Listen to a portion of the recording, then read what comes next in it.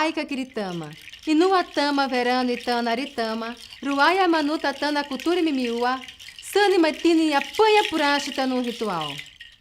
Eu moro na cidade. Esta cidade também é nossa aldeia. Não apagamos nossa cultura ancestral? Vem, homem branco, vamos dançar o nosso ritual. Sou Márcia Waina Cambeba, sou do povo Omágua Cambeba, do Alto Solimões, Amazonas. E vou falar um pouco como era a aldeia que eu nasci. Eu nasci numa aldeia chamada Belém dos Solimões, aldeia Ticuna, o povo Ticuna. Nasci em 1979, vou dizer aqui a minha idade, né? Tenho 37 anos. E na época que eu nasci, eu lembro muito de Belém dos Solimões, as casas de madeira e palha. Havia construção de alvenaria, havia apenas a escola, que era a escola que as crianças indígenas ticuna estudavam. A casa do padre, né, que Frei Arsenio Capuchinho. Quando ele chega na aldeia Belém dos Solimões, ele encontra o povo ticuna dessa aldeia sendo praticamente escravizado pelos comerciantes, que a gente chamava de regatão, né? Na época ainda pegando a questão da borracha, né?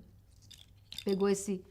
Então tinha um senhor chamado Jordão, que fazia os ticunas plantarem sua roça.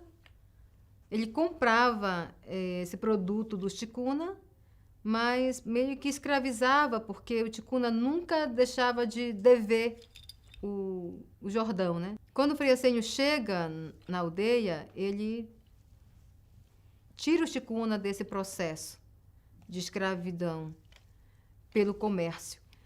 E Frei Arsenio começa todo um trabalho com o ticuna, uma estruturação da aldeia. Aí chega a escola, aí vem a presença da FUNAI, né, que já estava lá. Cria um posto, outra construção de alvenaria, o CESP, que a gente chamava, né, que era o posto de saúde indígena. Desde que eu me lembro, ainda menina, sempre teve na aldeia Belém dos Solimões o CESP. E ele começa a trabalhar com ticuna, o que hoje é importantíssimo para eles, o dicionário na língua ticuna. Eles têm um dicionário imenso de palavras na língua. Ticuna fala ticuna, o tronco é ticuna mesmo. Muito bonita a fala ticuna, acho lindo, mas minha geração é cambeba. Cambeba é um povo que fala tronco tupi. Tem toda uma cultura diferenciada do ticuna. Eu sou cambeba e nasci numa aldeia ticuna. E me criei na aldeia ticuna, fiquei com eles até 8 anos de idade. E saí da aldeia, mas sempre voltava lá. E cada vez que eu voltava na aldeia Belém dos Solimões, eu via que algo havia se transformado. E a paisagem da aldeia Belém dos Solimões, ela foi passando por modificações. Aquela rua que antes era de barro foi ganhando asfalto. As casas que eram só palha e madeira, paxiúba, porque eu nasci numa casa de paxiúba.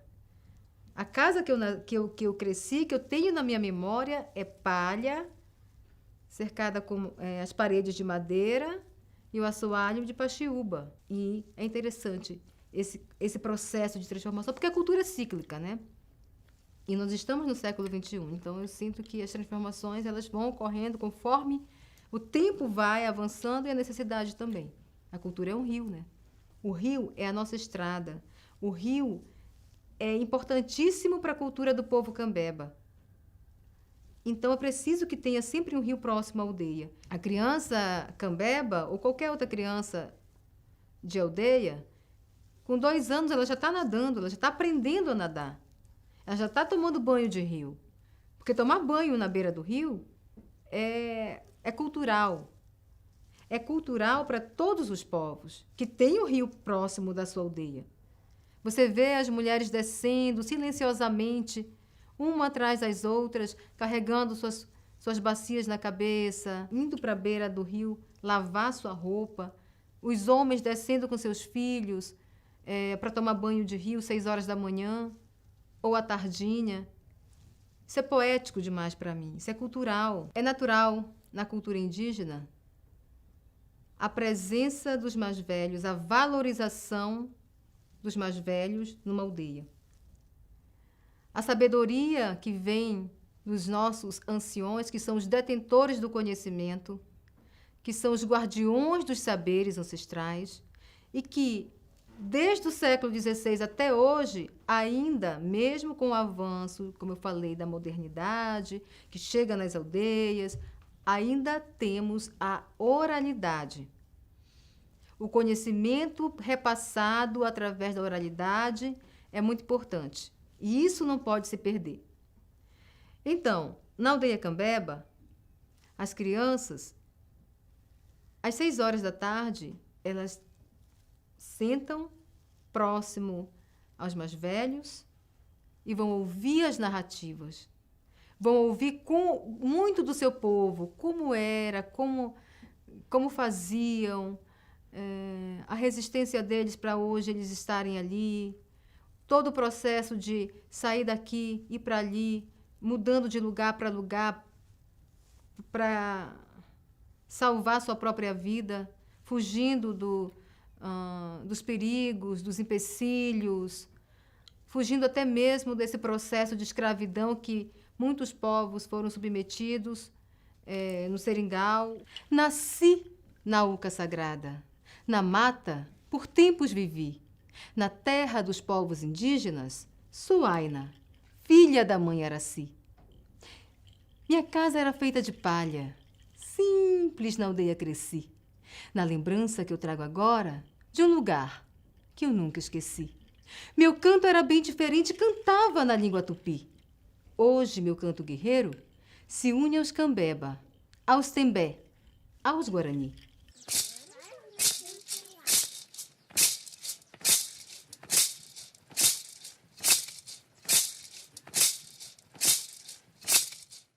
Nós temos Cambeba não só aldeados, nós temos Cambeba que estão organizados e que vivem em uma cidade chamada São Paulo de Olivença, que tem como cacica Eronildes Fermin e a OCAS, que é a Organização do Povo Omágua Cambeba do Alto Solimões, ela abraça esses povos que estão na cidade. Então, o fato de eu viver na cidade não tira de mim o direito de ser quem sou. A gente procura trazer para as crianças que estão na cidade Cambeba o trabalho da Eroca, que a gente chama de Eroca para ela, que é a cacica. Ela sempre traz os nossos anciões, os mais velhos, para contar as narrativas. Tem uma escola agora, já tem escola Cambeba, onde a criança vai aprender as danças, os rituais, os cantos, a língua que não se pode perder. Dentro da cidade, a criança vai lá aprender. E os adultos também. Porque tem muito Cambeba que, por passar por esse processo aí de quase dizimação, que o Cambeba ele teve 3 saídas. Ou ele era escravizado, aceitava ser escravizado. Ele resistia com a sua flecha. Com certeza a flecha não ia suprir a arma, né? Que a bala é mais rápida que uma flecha. Ou ele sumia para a mata e se escondia e esperava passar toda essa tempestade aí, né? E ele resolveu ir para a mata, esperar passar todo esse temporal e aí ele volta. Então, nesse voltar é que a gente está buscando estruturar tudo isso e trazer para as crianças, as nossas crianças, essa relação. Então, as crianças têm uma relação com a cidade e têm uma relação... Estão na cidade, vivem na cidade, estudam na escola do não indígena, mas também aprendem sobre sua cultura. E sempre assim, isso em qualquer aldeia. Hoje, no mundo em que vivo, minha selva em pedra se tornou. Não tenho a calma de outrora, minha rotina também já mudou. Em convívio com a sociedade, minha cara de índia não se transformou. Posso ser quem tu és, sem perder a essência que sou. Mantenho meu ser indígena na minha identidade, falando da importância do meu povo, mesmo vivendo na cidade. Muito obrigada. Sou Patrícia, como está na identidade, Patrícia Ferreira. E na minha cultura eu tenho outro nome, que é Paratyapa, eu vim da morada do Tupã, né? E eu sou do povo Guarani. E atualmente moro no Rio Grande do Sul, 400 quilômetros de Porto Alegre. Eu nasci na Argentina, numa aldeia bem na fronteira com o Brasil, né? Eu moro numa aldeia chama Coenju, e o município é São Miguel das Missões. E é uma cidade histórica, onde os jesuítas vieram e fizeram uma igreja, né? Então, eu moro ali, onde tem aquelas ruínas que aparecem muito.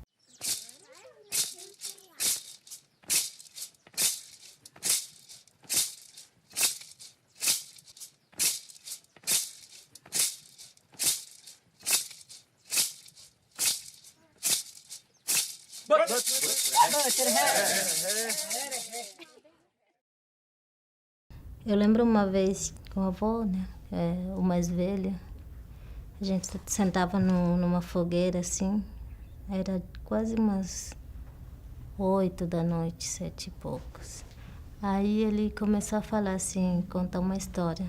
Aí ele perguntou se a gente queria uma curtinha ou se a gente queria uma versão longa. Que a curtinha seria tipo pulando algumas partes, né?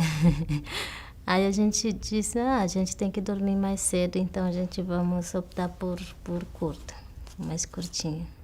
Aí a gente ele contando a história, aí a gente quase amanheceu, foi até 5 horas da manhã a curta. O que fortalece, o que faz resistir todos esses tempos de contatos, né, desde o primeiro contato, acho que a espiritualidade sempre vem muito forte na cultura guarani. A espiritualidade e como ela se relaciona com o meio ambiente. Acho que todos os indígenas são assim, mas acho que os guaranis são muito espiritual. Porque o povo guarani sempre teve presente, por exemplo, a catequização dos guarani né, dos jesuítas, a gente convive tudo isso. Mesmo na época dos jesuítas, eu ouço uma história de que tinha uma resistência assim da espiritualidade. Acho que, por exemplo, em cada aldeia a gente sempre tem uma casa de reza, que Opã, que a gente chama, que é a nossa base, nosso fortalecimento, é tudo ali, a gente aprende tudo ali, a gente aprende a fazer medicina, a gente aprende a fazer, ensinar as crianças, tudo assim.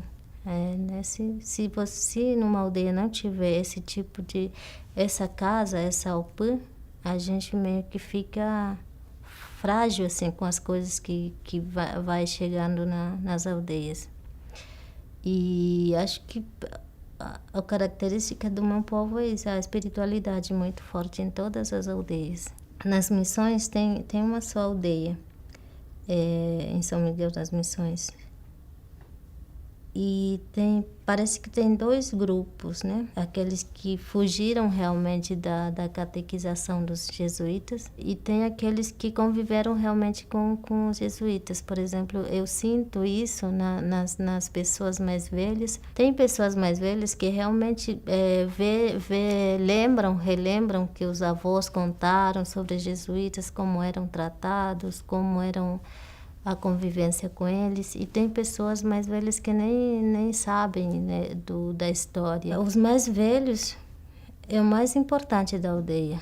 Sempre foi e acho que sempre vai ser, porque são eles que repassam os conhecimentos para nós mais jovens, e nós temos esse papel de repassar de novo. Então, acho que enquanto a gente for mais velhos, também a gente vai chegar nesse ponto de que a gente vai ficar velho e as crianças vai ficar ao redor do fogo e a gente vai contar. Acho que então sempre teve essa preocupação, esse cuidado com os mais velhos e sempre teve e tem hoje em dia que o conselho como tem que se tratar os mais velhos na aldeia. Às vezes eu me surpreendo com as pessoas da cidade, né? Porque quando a pessoa fica mais velha, as pessoas mais idosas levam para outra casa, para onde eles, sei lá, para eles ficarem. Não fica parece que não fica com suas famílias ali. Mas a gente não, a gente tem, quanto mais ficar velhos, a gente tem que cuidar mais, assim, é como voltar a ser criança. Desde o começo do contato, nós sempre tivemos essa resistência de, por mais que a gente pegue algumas coisas dos não-índios, a gente tem que saber que usar, né? Que tipo das coisas que a gente tem que levar para nossa aldeia ou para nossa casa. E hoje em dia não tem como mais fugir das coisas que vêm, né? Que saem, que levam da cidade, porque hoje em dia a gente está circulando muito nas cidades por conta dos filmes, por conta dos livros, até simples para vender artesanatos para sobrevivência. E as mulheres, acho que têm mais preocupação em continuar com a linguagem, continuar falando na sua língua, mesmo estando na cidade ou mesmo estando em outros lugares que não seja aldeia. Tem indígenas, ou guarani, que realmente não gostam dos não índios por conta das histórias que aconteceu nas missões, que foram muito cruéis com a gente. Mas eu falo assim, quando eu encontro com essas pessoas, que aconteceu e eu entendo também a raiva que eles sentem dos não índios, mas eu acho que a gente tem que tentar entender que são pessoas que vieram de outro lugar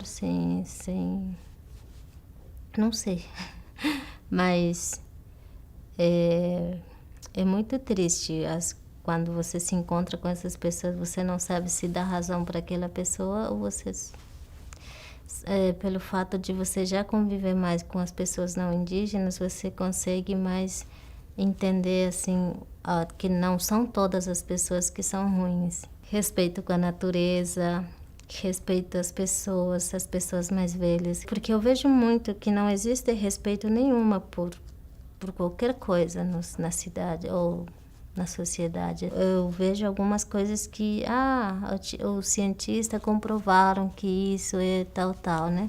Todas as coisas, aquelas que estão sendo comprovadas hoje, a gente já sabe. São várias, mas, por exemplo, açúcar, né? Açúcar faz mal. Tá, esses dias eu estava lendo. Só que a gente sabe todos os ensinamentos que a gente recebe dos nossos avós, das nossas mães, são todos que estão sendo comprovados hoje pelos cientistas. Essas coisas que estão acontecendo por catástrofes, essas coisas, eu sempre lembro desde pequena que isso vai acontecer.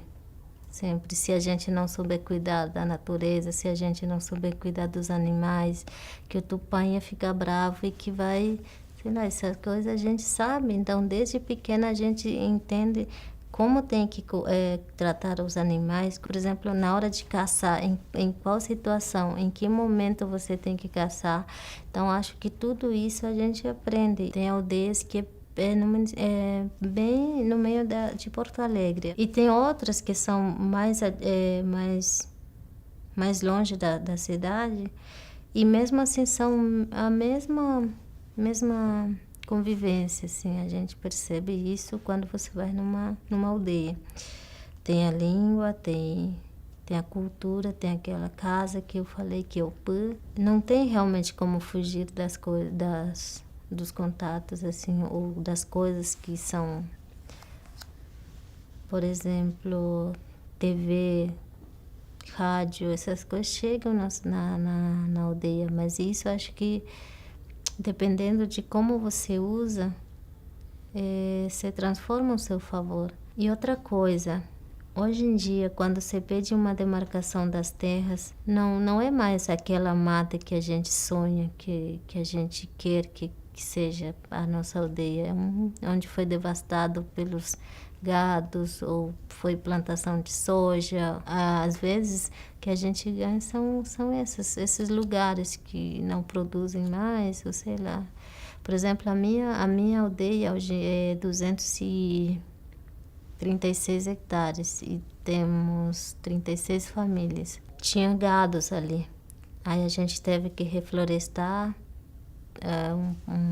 um pouco. Às vezes não tem opção de você fugir, não tem mais opção de você ir para mais mata, ou quando você quer entrar mais, já tem um lugar, propriedade privada. A luta do povo Guarani é uma sem fronteiras, assim, que a gente quer muito. É a nossa luta de caminhada, assim, porque a nossa caminhada é sagrada e não fomos nós que colocamos fronteiras. Os mais velhos hoje em dia sonham ainda com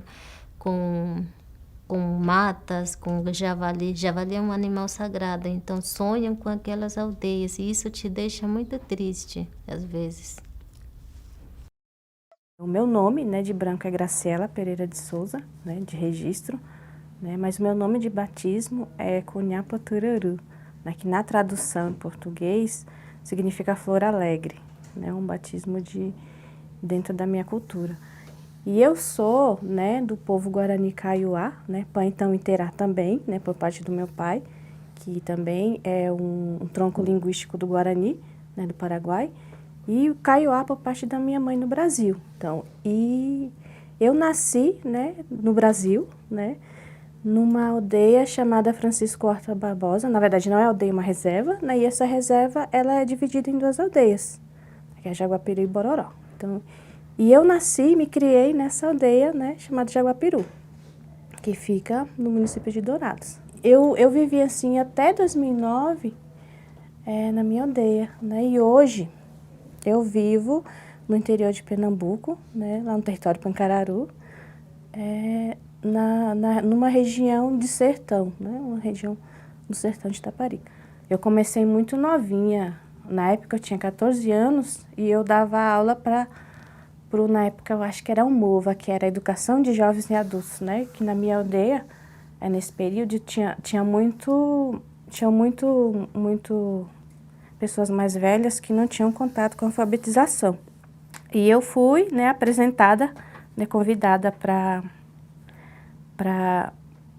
integrar um grupo, né, de jovens, na época uma ONG que dava apoio, né, para introduzir algumas atividades dentro da aldeia, né, para a juventude, né, que naquela época, até hoje ainda né, o maior público de vulnerabilidade, né, de questão de estar sujeito mesmo à violência, outras coisas assim, era a juventude, né, os adolescentes.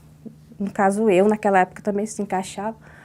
E a gente começou com coisas assim simples, né, levando oficinas de desenho nas aldeias, né, e depois foi para a questão do teatro, né, então a criação de um jornalzinho, né, a gente discutiu o que ia ter. E nessa época a ONG, ela tinha uma articulação também com faculdades, né, com outros profissionais, né, parceiros, e de um certo tempo foi introduzido, né, um primeiro desenho assim que nos foi apresentado a questão de multimídia, né? Nessa época eu não tinha celular, né, não tinha o acesso para o celular, não era tão fácil, era difícil, era caro, apesar de já ter um tempo, né, na cidade que tinha, mas na aldeia era muito difícil. E foi o meu primeiro contato de pegar numa câmera, né, de ver por uma lente, né, e até então eu não sabia nada. o que era esse mundo do audiovisual. E a minha escola, né, a minha trajetória, ela começou, né, com esse viés social, né, de querer fazer alguma coisa pela comunidade, né, nem que seja o mínimo possível. E daí disso a gente implementou a questão do audiovisual mesmo dito, né, a questão de trabalhar, de mexer com o vídeo, né, como que isso se desenrolaria dentro da aldeia, né, principalmente dos jovens. E engraçado que, pronto, aí pá, foi o bichinho aí que me mordeu, que eu tomei gosto pela coisa, né, eu gostei de mexer, de manusear a câmera, de fazer vídeos. A nossa escolha, né, digo assim, nossa, porque todo o trabalho que nós, principalmente cineastas indígenas, a gente faz, assim, nunca é um mérito de uma pessoa só, que a gente sempre trabalha em coletividade, nem que seja coletivo de 2 pessoas ou 3, mas passou de um já é é uma união assim mais forte, né? E no caso a minha equipe é eu, meu esposo Alexandre Pancararu, né, que é um cineasta, e a minha filhinha, né, de 7 anos, que agora também já está fazendo o estilo, né, lá faz faz a fotografia, né, a bichinha tá para frente. Então, e essa escolha, assim, quando a gente começou a fazer, assim, produções independentes, né, de o que a gente abordaria em nossos trabalhos, no começo, assim, ele foi de uma necessidade, assim, muito urgência de dar visibilidade a coisas que a gente vivia, né, que antes, eu costumo dizer que antes da gente ser cineasta, nós somos comunicadores sociais, né, que a gente tem essa ideia, né, de levar, né, essa visibilidade, né, dos povos originários, né, em lugares que não chegam. E tentar, assim, desmistificar um pouco dessa visão folclórica e dessa representatividade da gente, dessa generalização que nos colocaram, né, como sempre, imagens do passado, né? Eu costumo dizer que a gente não canta 24 horas, a gente não reza 24 horas do dia, né? Que a maioria, assim, é o que a gente muitas vezes vê no cinema, que é a imagem para gringo ver, né? Para o branco ver, né? E a gente tenta levar um pouco essa outra imagem, né? Através dos nossos trabalhos, né? Que tem várias... O nosso dia a dia é diferente, né? A gente trabalha, a gente vai para a escola, né, tem conflitos, né, e também a gente sofre constantemente, né, com questões de sobrevivência mesmo, como questões de demarcações de terra, né, conflitos assim, conflitos de existência por existência da nossa espiritualidade, né, questões embate a todo tempo com igrejas também. Então, isso que a gente tenta levar um pouquinho através, né, dos nossos trabalhos. Né, um curta que eu fiz, né, bem curtinho mesmo, 12 minutos, ele foi o primeiro curta que eu fiz, que eu terminei esse ano, que foi no Meu Povo. Ele conta um pouquinho dessa outra imagem, né, que eu quero que as pessoas vejam. Isso de uma perspectiva trazido de dentro para fora, né? Não de fora para dentro, nessa questão desse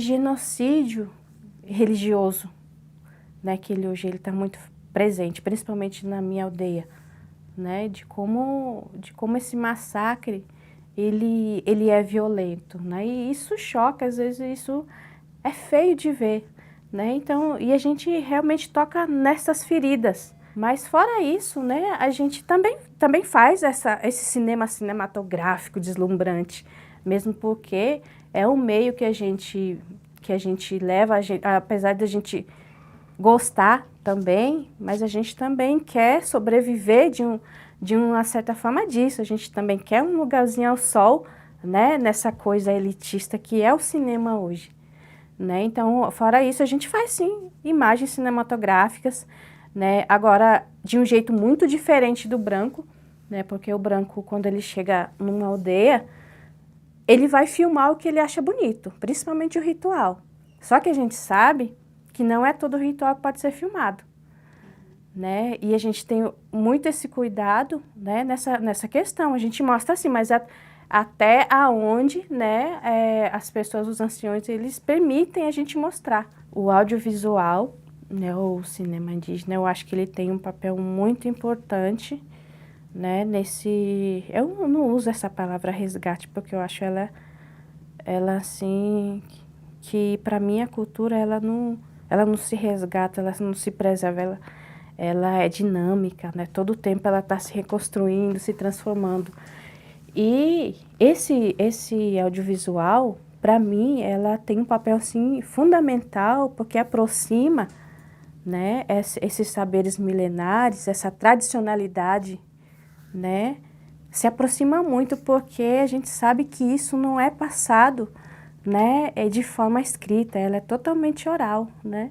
Então, por isso que eu costumo dizer que nada mais oral do que a gente ver, do que a gente escutar, né? E isso reforça muito, né? Principalmente porque a gente sabe que muitos Nhanderu, Nhandeçu, eles não dominam a fala escrita, né? Não dominam a escrita.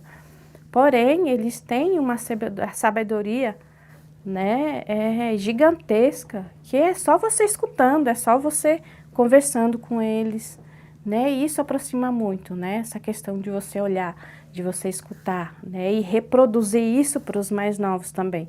Então, ele tem um papel, assim, ou de salvaguardar, mas acho que não de resgate, né, essa questão de aproximar, né, de transformar, né, conforme o tempo muda, né? Então, de alinhar essas duas coisas, né? Essas duas oralidades. Eu acho que esse é um papel muito fundamental, importante, né? Do cinema, do audiovisual, com essa memória.